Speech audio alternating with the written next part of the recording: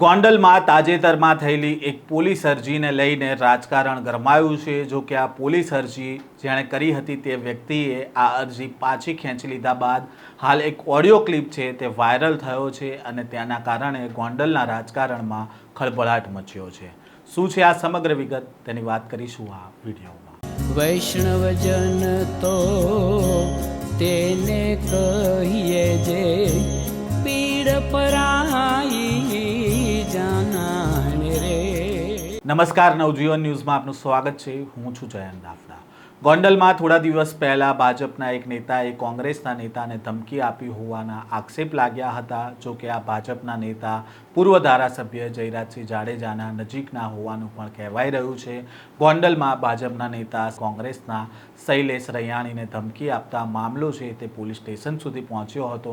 જો કે ગત 27મી તારીખે સવારે શૈલેષ રૈયાણીએ પોલીસ અરજી કરી હતી અને સાંજ પડતા તો આ અરજી પાછી ખેંચવા માટે જે ફરિયાદી છે તે પોલીસ સ્ટેશન પહોંચ્યા હતા અને અરજી પાછી ખેંચ્યા બાદ શહેર કોંગ્રેસ પ્રમુખ અને શૈલેષ રૈયાણી વચ્ચેની વાતચીતનો એક ઓડિયો છે તે વાયરલ થયો છે, જેમાં તેમણે કહી રહ્યા છે કે તેમને દબાણ કરવામાં આવ્યું હતું અને એટલા માટે અરજી પાછી ખેંચી લેવામાં આવી છે. આ ઓડિયો ક્લિપને લઈને અત્યારે ગોંડલનું રાજકારણ ગરમાયું છે.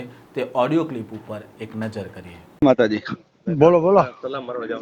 ફોન નહોતો પડ્યો, કીધું ફોન તો કરું. એ તો સમજી ભાઈ મજબૂરી હોય પારિવારિક. એટલે ભાઈ એમાં તમે ખોટા નથી શૈલેષભાઈ. એમાં એવું નહોતું બાપુ, હું અમારા કાકા ગુજરી ગયા ને ત્યાં ધૂન હતી સમજ્યા.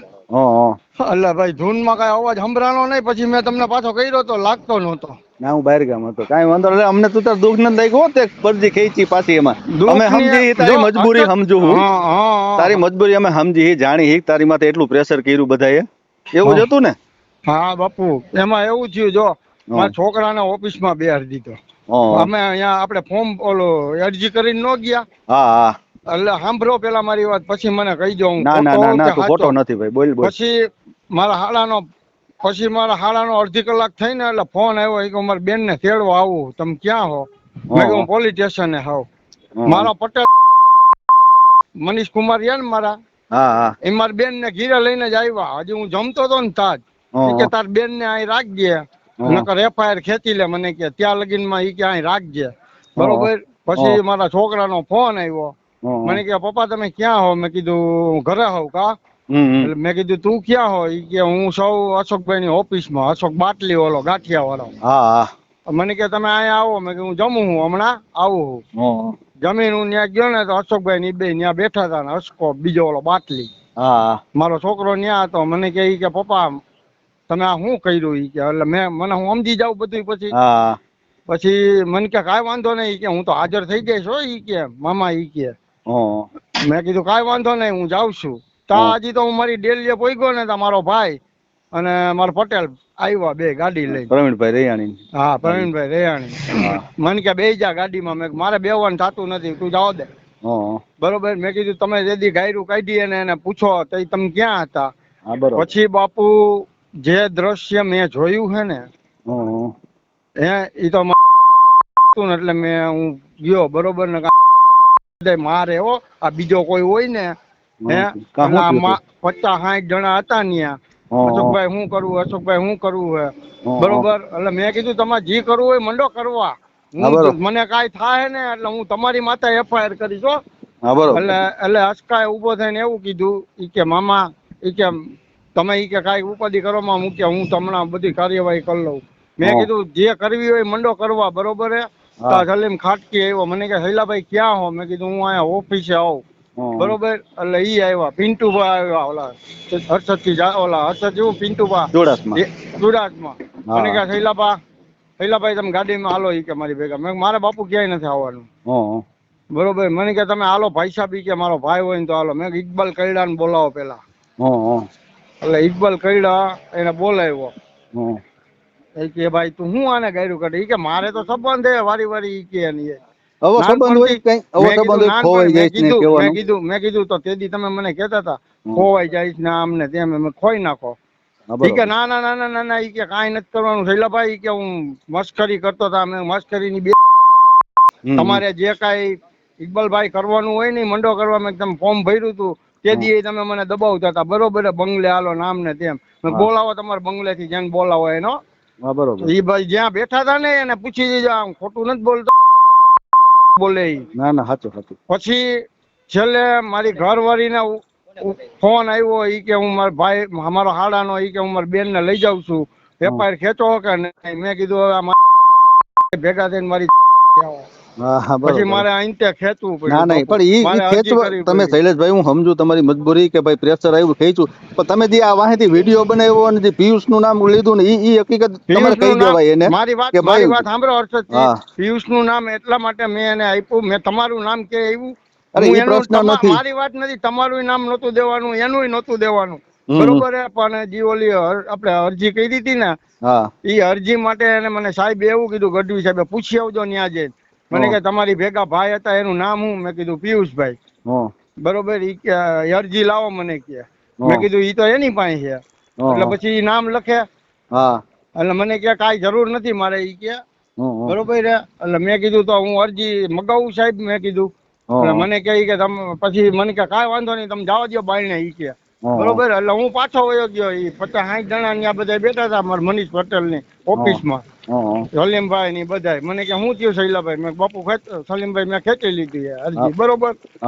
એને આપણને એક શબ્દ નથી કીધો. પણ આ વિડીયો બનાવ્યો શું કરવા? વિડીયો ને કહી દેવાય ભાઈ ભાઈ તમારા બધાનું પ્રેશર છે, હું અરજી ખેંચી આવું, પણ હું આવી રીતે ખોટું ન, કારણ કે પિયુષે તમને હું ખોટું કીધું બનાવતો બન્યો તો ને ભાઈ. ના એમાં ઈ કોઈ નિર્દોષ છે, બરોબર. મેં જે કઈ કર્યું હતું એ મારા માટે કર્યું હતું. મને આવી નહોતી ખબર અર્થત કે મારી વાહ આવો વે આવશે એમ. અને બીજા નંબર ની અંદર હું મારી બાયડીને જવા દઉં તમારી? ના ના સાચું છે, ઈ તો પરિવાર ભાંગે એમ તો નો જ કરે ને. ઈ તો મારો વાહો લાલ થઈ ગયો. ના ના એવું રાજકારણ નો કરે ને, આપણું ઘર તૂટી જાય એવું રાજકારણ થોડુંક કરે. મારી બાયડી એમ કે હું વહી જાઉં છું, મારો છોકરો એમ કે હું વહી જાઉં છું, તો મારે રાજકારણ ઈ તમને ઈ વાંધો નથી, અમે સમજી મજબૂરી તમારી, તમારે આવું પ્રેશર આવ્યું એટલે ખેંચવી પડી. પણ આ વિડીયો બનાવવા તાણે તમારે એને એમ કહેવાય કે ભાઈ હું તમે કીધું હું ખેંચી આવ્યો, મારા ભાઈ આવો વિડીયો નહીં બનાવો. પછી કીધું મારા ભાઈએ મને કીધું, મને કે બે જા હાલ મારા ભેગો. મને ખબર નહોતી ત્યાં આસ્કો ની બધા હિસ્સે એમ. મારો ભાઈ ત્યાં મને લઈ ગયો મોટરસાયકલ લઈને. એટલે મેં કીધું ક્યાં જવું? કે કામ હે, તું હાલ મને કે બરોબર. એટલે ત્યાં ઈ પાછા 10-15 જણા બધા બેઠા હતા, ભાજપ વાળા ભાઈ, ઓલો શું નામ, રાજભા ની બધા. બરોબર. મને કે આવો શૈલાભાઈ કે મેં મનમાં કીધું માતા દમણા તમે મને ભાઈ ભાઈ જ કરશો, બરોબર. મને કે તમારો વિડીયો ઉતારવાનો. મેં કે ભાઈ હું મારો કાંઈ મેં અરજી ખેંચી લીધી, હવે મારે કાંઈ કરવાનું નથી, બરોબર. મને કે નો હાલે. પછી અશોક આવ્યો ત્યાં, મને કે મામા છેલ્લી બાઈક દઈ ગયો એક, તમને હું જી કઉ છું ને બરોબર. એટલે ભાઈ મેં છેલ્લી બાઈક દઈ દીધી. છેલ્લી બાઈક દીધી વાંધો નહીં, પણ આમ સાંભળો, મને પૈસાની ઓફર હતી. મને કે તમારે કઈ ગાડી જોઈશી, તમે ભાજપમાં અહીંથી આવતા રહ્યો, એવું બધું. મને કે મેં તમને કીધું ન કહું છું કે તમે ભાજપમાં આવતા રહ્યો, બધાએ કીધું હો મને. મેં કીધું ભાઈ એ મારો પ્રશ્ન છે, બરોબર. લલિતભાઈ, હું ત્યાં પોલીસ સ્ટેશન હતો ને સાહેબ નો લલિતભાઈ નો ફોન આવ્યો હતો. મને કે શૈલાભાઈ આપડા લલિતભાઈ, મને કે સાહેબ, મને કે કાંઈ મૂંઝાતો નહીં હો, મને કે બોલી કે કાંઈ કામ હોય તો હું આવું. મેં જાણા સાહેબ મારે કાંઈ કામ નથી, બરોબર, મારું પતી ગયું હે, બરોબર. મને કે હું આવું હોતો નહીં. એ પછી રાજદીપભાઈ નો કોકના માંથી ફોન હતો. મને કે કાંઈ મૂંઝાવાનું નથી, અને સાહેબે કીધું હોય ન કીધું, સાહેબ નો જ ફોન હતો મને એમ છે ત્યાંથી. મને કે હું થયું? મેં કીધું બાપુ આવી રીતના અમે પછી પતી ગયું, બરોબર. એટલે આપડે કઈ એને કહેવાનું તો ન હોય. બરોબર. એટલે આવું થયું એમ. જાણ કે હું એફઆઈઆર કરવા ગયો તો મેં કઈ હું ખેંચવા હાટું થી તો મેં કરી ન હોય ને બાપુ, મારી બેનમાં ચાણ હોય ત્યારે જ મેં એફઆઈઆર કરી. મને આવી ખબર નહોતી કે મારી વાહ આવો વે આવશે, અને મારી બાયડી વહી જાય, મારો છોકરો વયો જાય મારાથી. તો એ તમારું રાજકારણ મારે એવું નથી. નો કરે. આ લોકો તો છેલ્લી પૈરી વહી જાય, ગમે એ કરે, આપણે થોડાક એને હલકા થઈ. અને પૂછી લ્યો એને, મારી ઘરે આવીને પૂછી લ્યો કે મારી બેન ને મૂકી ગયા તા, મારી ઘરવાળીને આવી રીતના પ્રેશર આપ્યું. સાચા હો તમે. એટલે તમારી એ કોઈ અમને કોઈ મન દુખાઈ નથી, અમે સમજી જઈ. પણ એને જે કરાયું ને એ આશીષભાઈ નો ફોન આવ્યો, બરોબર. મને કે ઈ કે ત્યાં ખોટું કર્યું નામ ને તેમ. ભાઈ મને ખબર હે હો ભાઈ, મેં જે સમજી વિચારીને કર્યું હોય ને તો તારે અરજી નો દે. મેં કીધું ભાઈ મારે બસ મેં બર કરી લીધું. પછી તાકાત હતું એટલું કરી લીધું, પછી હું કરું? હા હા ભાઈ આવું દ્રશ્ય આવશે એ મને નહોતું ખબર હતું. સાચો હાથ, કાંઈ વાંધો નહીં, જી જીવી હવે. બરોબર. અમારા ઘરે રૂપિયા તો કઈ મનમાં રાખતો ને એવું રાયલા કરે, બરોબર.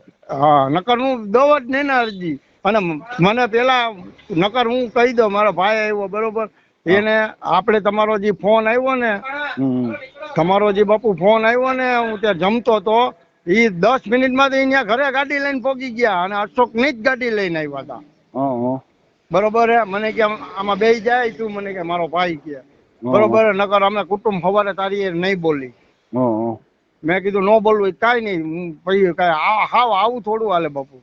એ તો સાચું, પણ શું કરવું આ બધા છેલ્લે મને એવું કહેવામાં આવ્યું, મારા હારાનો ફોન આવ્યો કે મારા બેન ને તેડો આવું.